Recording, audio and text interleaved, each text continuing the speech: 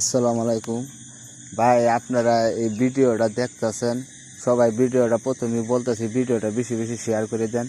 এটা ওই যে আশপাশে রঙের ডিব্বেগুলো দেখতেছেন, এগুলা বন্ডামি করে আপনার মাথায় একটু পানি পুনি দিয়ে হাইরে জন্ডিস নামানি কথা কইয়া এই প্রবাসীগুলোর কাছ থেকে হাতায় অনেক টাকা বন্ডামি করে নিতে আছে।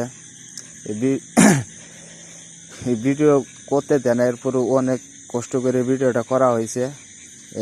এইটা হলো জটান, আপনার গার্মেন্টসে মেয়েরা চাকরি করে, আপনার ওদের কাছে অনেক টাকা হাতায় নিতে আছে।